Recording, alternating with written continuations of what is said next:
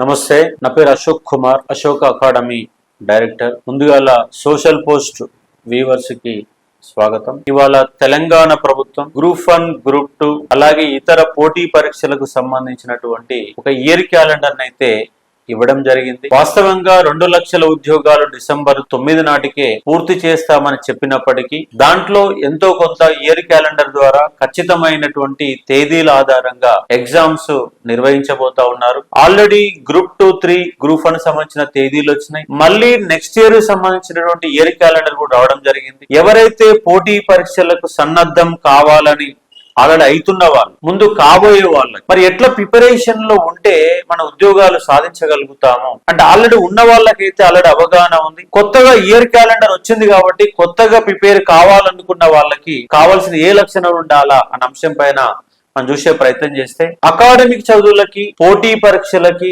చాలా వేరియేషన్ ఉంటది. అకాడమిక్ చదువులు ఏదో ఒకటి తెల్ల పేపర్ల పైన మనం రాసేసేస్తే మనం పాస్ మార్క్ రావడము, ఫస్ట్ క్లాస్ రావడము జరిగిపోతుంది. కానీ అకాడమిక్ చదువులకి పక్కన పెట్టేసి పోటీ పరీక్షలకు వచ్చినప్పుడు కంప్లీట్ గా సబ్జెక్టు పైన ఫోకస్ చేయాలి. ఇన్డెప్త్ నాలెడ్జ్ ని అవగాహన చేసుకోవాలి. ఇవన్నీ చేయాలంటే ముందుగా విద్యార్థికి, పోటీ పరీక్షలు ప్రిపేర్ అయ్యే విద్యార్థికి చాలా ఓపిక ఉండాలి. ఓపికని ఈ యొక్క గవర్నమెంట్ ఉద్యోగాలకు పెట్టుబడి. ఎందుకంటే ఒక ఎగ్జామ్ లో గవర్నమెంట్ ఉద్యోగం పొందాలంటే మినిమం సంవత్సర కాలం పాటు నువ్వు టైంని కేటాయించాలి.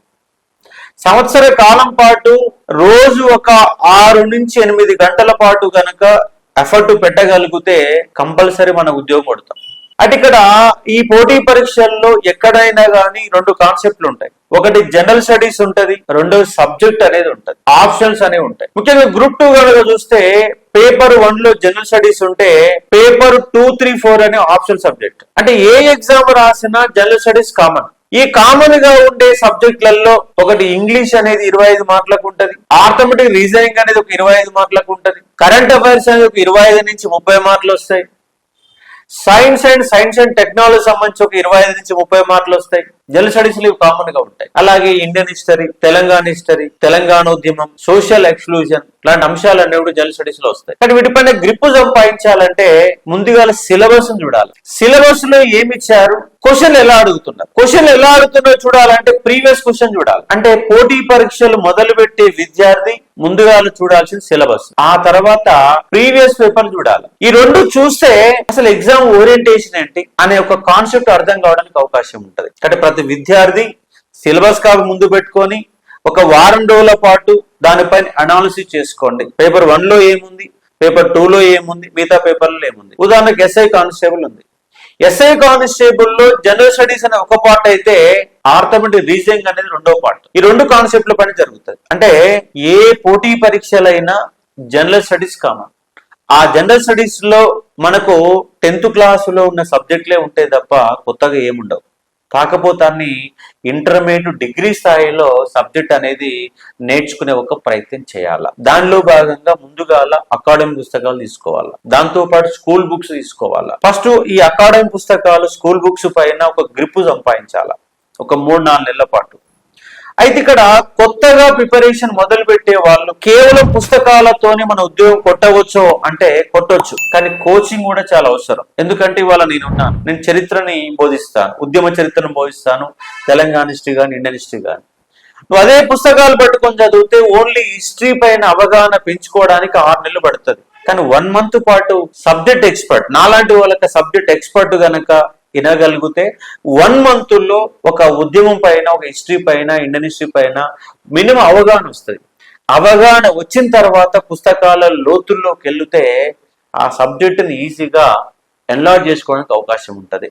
చాలా మంది అంటారు కోచింగ్ తీసుకోవాలా సార్ వద్దా అంటే, కోచింగ్ లేకుండా ఉద్యోగం కొట్టవచ్చు, ఉంటే కొంత స్పీడప్ అవుతుంది. అంటే కోచింగ్ లేకుండా పోతే మనం ఒక కంకర్ రోడ్డుకి పోయినట్టుగా ఉంటుంది. కోచింగ్ తీసుకొని పోతే ఒక హైవే మీద స్పీడ్ గా పోవడానికి అవకాశం ఉంటుంది. అంటే కంకర్ రోడ్డు మీద పోయినా ఉద్యోగం కొట్టవచ్చు, హైవే పైన ఉద్యోగం కొట్టవచ్చు. కానీ కంకర్ రోడ్డు మీద పోతే ఆలస్యం ఎక్కువైతుంది, హైవే మీద పోతే తక్కువ సమయంలో పోవడానికి అవకాశాలు ఎక్కువ ఉంటాయి. కాబట్టి ఎక్కడ పోయినా ఏ సబ్జెక్టు చూసినా కూడా ప్రధానంగా మనకు 4 సబ్జెక్టులు, ఒక జియోగ్రఫీ, ఒక హిస్టరీ, ఒక పాలిటీ, ఒక ఎకానమీ, అలాగే మీరు 10th క్లాస్ లోపు ఉన్నటువంటి ఇంగ్లీషు, అలాగే సైన్స్, ఎక్కడ పోయినా ఇవే సబ్జెక్ట్ ఉంటాయి. అదే మీరు సెంట్రల్ జాబ్ ప్రిపేర్ కావాలనుకోండి, English, arithmetic, reasoning, English, arithmetic, reasoning, ఉదాహరణకు ఎస్ఎస్సి అవుతున్నారు, స్టాఫ్ సెలక్షన్ కమిషన్ ప్రిపేర్ అవుతున్నారు, బ్యాంకింగ్ ప్రిపేర్ అవుతున్నారు, రైల్వే ఎగ్జామ్స్ అవుతున్నారు, సెంట్రల్ జాబ్ ప్రిపేర్ అవుతున్నారు. ఈ సెంట్రల్ జాబ్ లో ప్రిపేర్ అయ్యేటప్పుడు ముందుగా మనకు సెంట్రల్ జాబ్ కొట్టాలంటే నీకు మ్యాథ్స్ పైన గ్రిప్ ఉండాలి. ఆర్థమెటిక్, రీజనింగ్ పైన గ్రిప్ ఉంటే సెంట్రల్ జాబ్ ఈజీ కొట్టవచ్చు. ఆర్థమెటిక్, రీజనింగ్, ఇంగ్లీష్, మళ్ళీ ఇప్పుడు చెప్పినటువంటి జియోగ్రఫీ, హిస్టరీ, ఎకానమీ, పాలిటీ ఇవన్నీ కలిపితే జనరల్ అవేర్నెస్. కానీ సెంట్రల్ జాబులు కొట్టాలంటే ఆర్థమెటిక్, రీజనింగ్ పైన గ్రిప్ ఉండాలి. స్టేట్ జాబులు కొట్టాలంటే సోషల్ బేస్డ్ లో ఉన్నటువంటి హిస్టరీ, ఎకానమీ, పాలిటీ పైన గ్రిప్ ఉంటాం. హిస్టరీ, ఎకానమీ, పాలిటీ పైన గ్రిప్ ఉంటేనేమో గ్రూప్ 2 కానీ, గ్రూప్ 1 కానీ, గ్రూప్ 3 కానీ ఉద్యోగాలు ప్రిపేర్ కావడానికి అవకాశం ఉంటాయి. అంటే మనకు ఉద్యోగాలని 2 కేటగిరీలుగా విభజన చేసుకోవాలి. ఒకటి మ్యాథ్స్ బ్యాక్గ్రౌండ్ లో ఉన్నాయి, మ్యాథ్స్ తక్కువగా ఉంటూ సోషల్ బ్యాక్గ్రౌండ్ ఉన్నటువంటి సబ్జెక్టులు. నువ్వు ఎంపీ స్టూడెంట్, ఒక బీటెక్ స్టూడెంట్ అనుకోండి, ఎస్ఐ కానిస్టేబుల్ ఈజీ కొట్టడానికి అవకాశం ఉంటుంది. అదే ఒక బిఏ స్టూడెంట్ అనుకో, ఎస్ఐ కానిస్టేబుల్ జాబ్ కొట్టాలంటే కొంత క్రిటికల్ గా ఉంటుంది. కానీ ఈ 2 వేరియేషన్ గుర్తుపెట్టుకొని, అంటే డిగ్రీలో ఉన్న సబ్జెక్ట్ ఏంది, నువ్వు ఎంతవరకు ప్రజెంట్ సిచ్యువేషన్ లో ఎంతవరకు ఉన్నావు, నీకు వచ్చింది ఏంది, రాంది ఏంది, ఏ ఎగ్జామ్ మనం ప్రిపేర్ అయితే తొందరగా వస్తున్న అంశాలపైన చూసుకోవాలి. దాంతో పాటు మనకున్న పోస్టులు ఎన్ని, మనకున్న కాంపిటీషన్ ఎంత, తక్కువ టైంలో మనం ఉద్యోగం కొట్టాలంటే ఏం చేయాలా అన్నిటిపైన ఒక అవగాహన పెంచుకోవాలి. అవగాహన పెంచుకునే సమయంలో రెగ్యులర్ గా న్యూస్ పేపర్ చదువుతూ కరెంట్ అఫైర్స్ ని అనాలిసిస్ చేసుకోవాలి. అలాగే మార్కెట్ లో దొరికేటటువంటి మనకు మ్యాగజైన్స్ ఉంటాయి, కరెంట్ అఫైర్స్ సంబంధించిన మ్యాగజైన్స్ ఉంటాయి, ఈ మ్యాగజైన్లు కూడా ప్రిపేర్ అయ్యే ప్రయత్నం చేయాలి. ఇవన్నీ చేస్తేనే మనకు ఒక సబ్జెక్టు పైన రోజు రోజుకు అవగాహన పెరగడానికి అవకాశం ఉంటది. కాబట్టి అంటే నీకు కొత్తగా పోటీ పరీక్షలు ప్రిపేర్ అయ్యే వాళ్ళు ఏ విధంగా ఉండాలి అన్నప్పుడు మనం గవర్నమెంట్ ఉద్యోగాన్ని ప్రిపేర్ అవుతున్నాం, ఏ ఉద్యోగాన్ని ప్రిపేర్ కావాలన్న అంశాలపైన ఫస్ట్ డిసైడ్ కావాలి. డిసైడ్ అయిన తర్వాత సిలబస్ ఏందో తెలుసుకునే ప్రయత్నం చేయాలా. ఆ సిలబస్ కి అనుగుణంగా ప్రీవియస్ పేపర్లు ఏమున్నా ఒకసారి చూడాలా, చూసి ప్రిపరేషన్ మొదలు పెట్టాలి. ఆ ప్రిపరేషన్ లో కొన్ని అడ్డంకులు వస్తూ ఉంటాయి, అడ్డంకులను అధిగమించి 1 సంవత్సర కాలం పాటు సీరియస్ ప్రిపరేషన్ లో ఉండి దానికి అదనంగా కోచింగ్ లాంటివి కనుక యాడ్ చేసుకోగలిగితే గవర్నమెంట్ ఉద్యోగం కొట్టడం చాలా సులభం. అంటే గవర్నమెంట్ ఉద్యోగమే అవసరమా, ప్రైవేట్ ఉద్యోగం అవసరమా అంటే గవర్నమెంట్ ఉద్యోగాలలో సెక్యూరిటీ అనేది మనకు ప్రధానంగా మనకు కనబడుతుంది. ఇక్కడ సెక్యూరిటీ అనేది ఒక లైఫ్ లో టెన్షన్ లేకుండా రిలాక్స్డ్ గా చదువుకోవడానికి అవకాశాలు ఎక్కువ ఉంటాయి. కాబట్టి అర్థం చేసుకునే ప్రయత్నం చేయవచ్చు.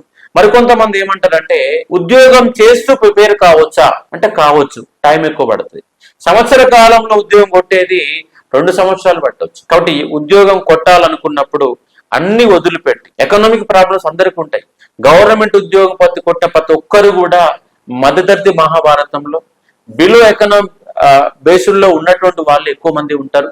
ఆర్థిక కష్టాలని అన్నింటిని కూడా అధిగమించి ఉన్నంతలో అడ్జస్ట్మెంట్ అవుతూ సిలబస్ పైన గ్రిప్ వేయించుకొని చిన్నపాటి కోచింగ్ కూడా ఉపయోగించుకొని గవర్నమెంట్ ఉద్యోగాల వైపు 1 సంవత్సర కాలం పాటు కనుక నిలబడగలిగితే ఖచ్చితంగా ప్రభుత్వ ఉద్యోగం కొట్టడానికి అవకాశాలు ఎక్కువ ఉన్నాయి. అయితే ఇవాళ గ్రూప్ 2, గ్రూప్ 3, గ్రూప్ 1 అనేవి ఆల్రెడీ తేదీలు ఇచ్చారు. గ్రూప్ 3 నవంబర్ లో ఎగ్జామ్ ఉంది, గ్రూప్ 2 డిసెంబర్ లో ఉంది, గ్రూప్ 1 అక్టోబర్ లో ఉంది.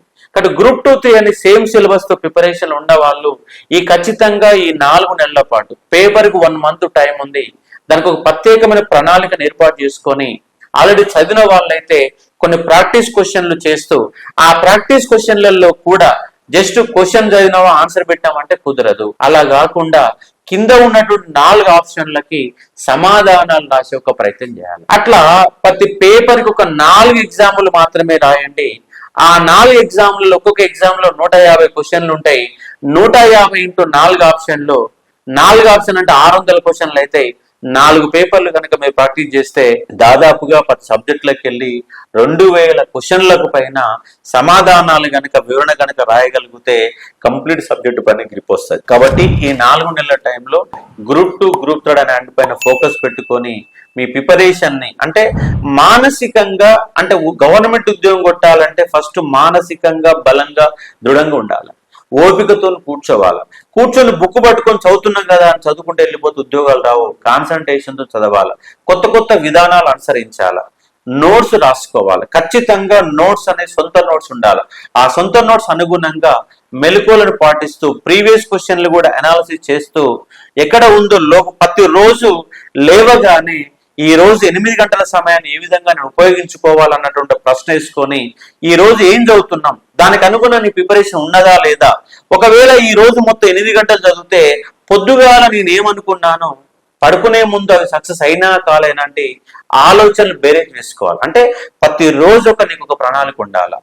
ఈ 8 గంటల సమయాన్ని ఈ పుస్తకాల ఆధారంగా ముందుకు పోవాలా, ఈ చాప్టర్లు పూర్తి చేసుకోవాలని పొద్దుగాల ఒక ప్రణాళిక ఏర్పాటు చేసుకొని నైట్ పడుకునేటప్పుడు పొద్దుగాలను ఏమనుకున్నానో ఫైనల్ గా సక్సెస్ అయినా లేదా అంశాలపైన బ్యాలెన్స్ గా చదువుకొని నీ మస్తిష్కాన్ని కంట్రోల్లో పెట్టుకొని ఊహాలోకంలో వివరించకుండా ఖచ్చితమైన ప్రణాళికతో గనక ప్రిపరేషన్ గనక కొనసాగిస్తే 100% ఉద్యోగాలు సాధించడానికి అవకాశం ఉంది. అంటే ప్రభుత్వ ఉద్యోగాలు అనేవి ఎప్పుడు పడితే అప్పుడు పడవు. అంటే ప్రణాళికాబద్ధంగా ప్రిపరేషన్ కొనసాగించి గవర్నమెంట్ ఉద్యోగాన్ని మీరు సాధించుకునే ఒక ప్రయత్నం చేయవచ్చు. ఇది కొత్తగా ప్రిపేర్ అయ్యే వాళ్ళకి, ఆల్రెడీ ప్రిపరేషన్ ఉన్న వాళ్ళకు నేను చెప్పే సూచన సలహాగా మీరు భావించే ఒక ప్రయత్నం చేయవచ్చు. Thank you.